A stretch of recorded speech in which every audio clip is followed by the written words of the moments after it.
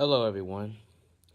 I just thought I would do a Blu-ray review. I haven't done a Blu-ray review in probably forever. I think my last Blu-ray review was probably 2 or 3 years ago. I'm not sure. But in this video I will be reviewing Airwolf the complete series on Blu-ray. And Airwolf ran from 1984 to 1987. In fact, it was on CBS from 1984 to 1986, and for the 1987 season it ran on USA. And the show stars Jan Michael Vincent, Ernest Borgnine, and Alex Cord. And the fourth season features an entirely new cast, including Barry Van Dyke as St. John Hawk, the long lost brother of Jan Michael Vincent's character Stringfellow Hawk. And this is one of my favorite shows. When I was younger, I used to watch this all the time on reruns. So, and I'm really glad to have, I'm really glad to have Airwolf, the complete series on Blu-ray. And with this Blu-ray set, there are no special features, no interviews and whatnot. Each episode is presented in its original television ratio.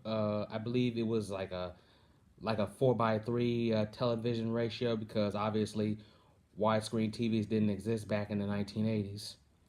But for a 30 plus year old show, the picture quality is very, very good, to say the least. Yeah, I mean, watching the show on my 4K TV, like I said, this show looks amazing in high definition. But anyway, I'll give you my thoughts on all of the seasons for Airwolf.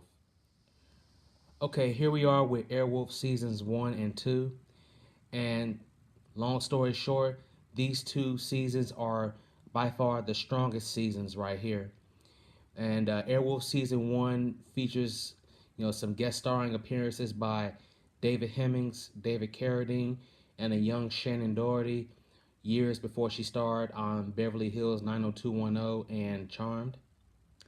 And Airwolf season 2 introduces a new character into the series, the character of Kaylin O'Shaughnessy, who is played by Jean Bruce Scott.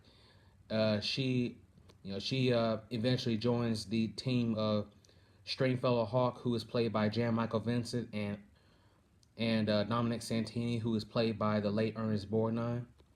Like I said, these two are the strongest seasons of all. And of course, the picture quality on both is top notch. And seasons 1 and 2 ran between 1984 to 1985. And here we are at season 3, which ran between 1985 to 1986. Now, with season 3, this was the last season that was put out by CBS. A couple of things contributed to that. First, the ratings began to decline quite a bit, and also Jan Michael Vincent had a growing alcohol problem at the time. And which is kind of sad, because season 3 overall has some very strong episodes overall. Like I said, but it's like the old saying goes, all good things must come to an end.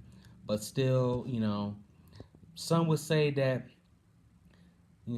season 3 would, I guess some would say that this would be a weak season, but to be honest, the worst was yet to come for Airwolf, to say the least. But still, like I said, season 3 of Airwolf proved to be its last for CBS, but still, there's some very strong episodes to be had from this.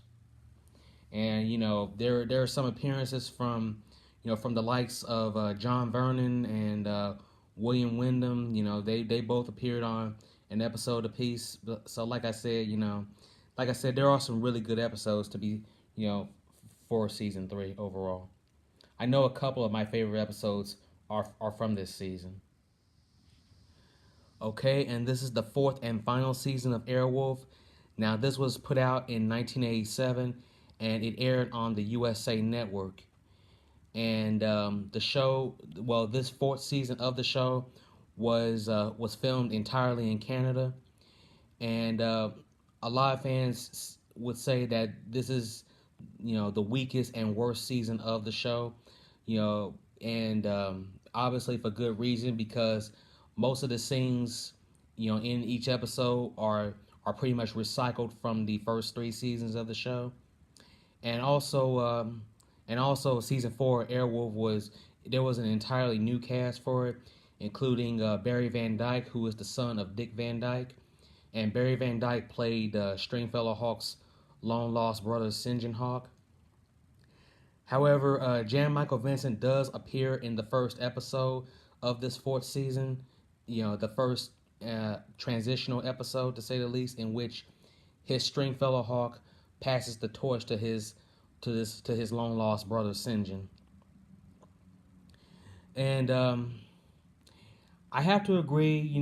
This is you know this was a pretty bad season overall, but that's not to say that there weren't some decent episodes to come out of this, because there were some really decent episodes, to say the least.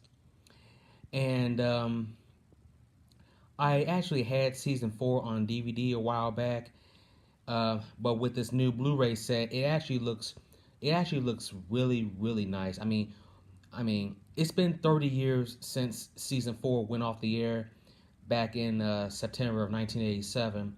But for a 30-year-old show, it looks the picture quality on all of the episodes looks amazing, to say the least. So, you know, so I have to give Mill Creek a lot of credit for going back and cleaning up you know the image quality and everything. But still, like I said, even with Airwolf season four being the worst season, there are still some really good episodes to come out of this. So in conclusion, I have to say that Airwolf the Complete series on Blu-ray is a must for fans of the show. If any of you has the first four seasons on DVD, then this Blu-ray set is a very nice upgrade, to say the least. And like I said, kudos to Mill Creek for putting this out.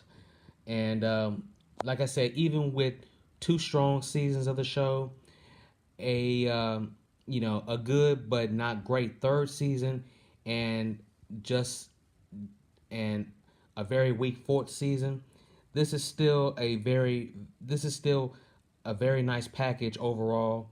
And the image quality is amazing, in my honest opinion.